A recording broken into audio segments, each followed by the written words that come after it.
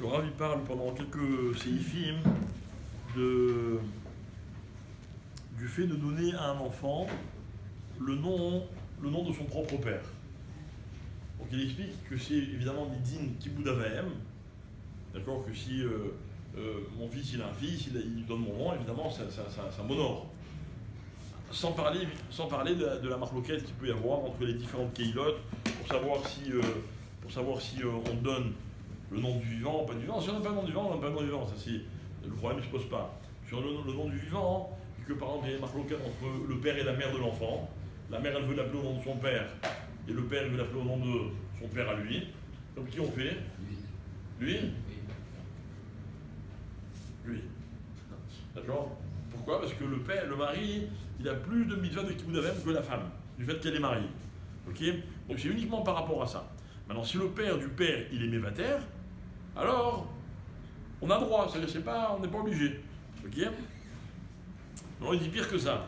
Il dit les parents qui ont nommé un enfant sans nommer le nom du père, et le père il s'est vexé grave. C'est normal, hein? Hein? Alors qu'est-ce qu'on doit faire?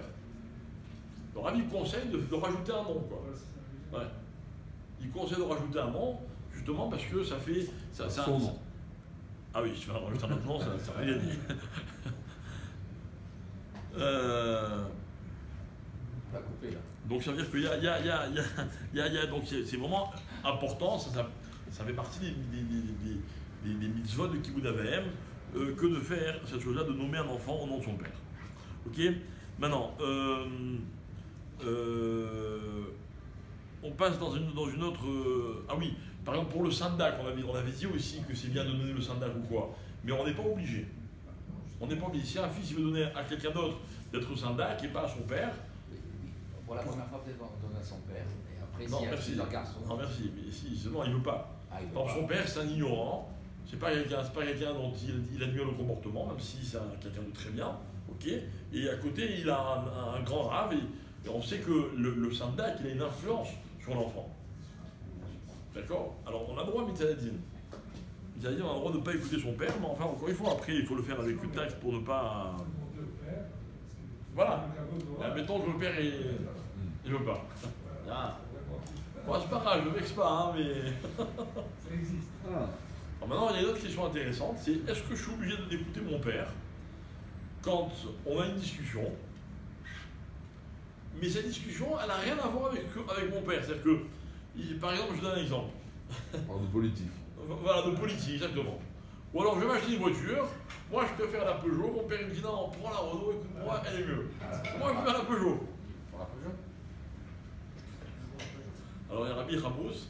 Pour la Peugeot. Non, elle est déjà achetée. Je n'écoute pas mon père. Mon père il dit non, prends la Renault. Pas sur ça. Pas sur ça. Pourquoi pas sur ça? C'est pas. Il y a des domaines où je dois respecter mon père, et des domaines où mon père, sur sa parole ne compte pas. C'est pas. Non mais alors dites-le bien, c'est quoi la définition?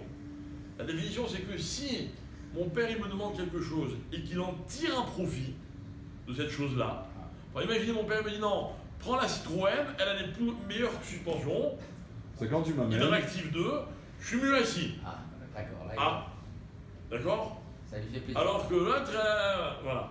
C'est pas qu'il fait, mais il a une anaa de cette chose-là.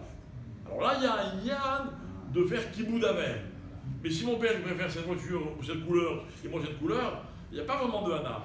Pareil, dans le sens contraire. Si mon père il me dit fais ça, mais moi je gagne rien à le faire. Ça c'est juste une discussion comme ça. D'accord? Moi je gagne rien. Mon père, si je l'écoute, ça ne va rien changer. Pas compris l'inverse. Si le fils il n'a pas d'incidence dans le fait d'écouter son père ou pas. Mais juste, c'est une question de goût, ou d'envie, ou de Halloween. D'accord? Vous avez compris, monsieur? Mais Kitsour, ça veut dire qu'en fait, il y a un yann d'écouter son père, enfin, on est obligé d'écouter son père, quand le père il donne un conseil, qui est les tovat, le père, ou les tovat, le fils.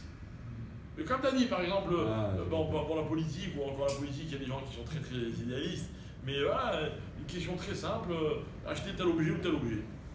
Le père il kiffe plus, mais l'enfant, c'est pas que en écoutant son père, il n'y a pas quelque chose derrière. Quoi. Voilà. Pas une zvara. Non, moi je me suis dit la chose suivante. quand un père est dans un conseil, qu'on l'écoute pas, et qu'après, on en subit les conséquences, ça le contrarie le père. Ouais. C'est vrai, c'est ralent, quoi. Tu m'avais écouté, hein? Le fils aussi, pas là. là. Le fils, d'accord, tant mieux pour lui. C'est pas là. Voilà. Mais si ce que me dit mon père n'a aucune incidence sur ce qui va se passer ou pas. J'ai choisi une voiture bleue, lui voulait que je choisisse une voiture verte. D'accord? Ça n'a rien changé. À part que si un jour, il y a une réunion, tu vois, sur le vert, ça ne serait pas vu. Donc, pour pas n'importe quel vert non plus, hein, faut pas exagérer, quoi. Vous avez compris? Il n'y a pas de différence, ça ne s'appelle pas Kibbout Av. Ok? Voilà pour aujourd'hui. Tana.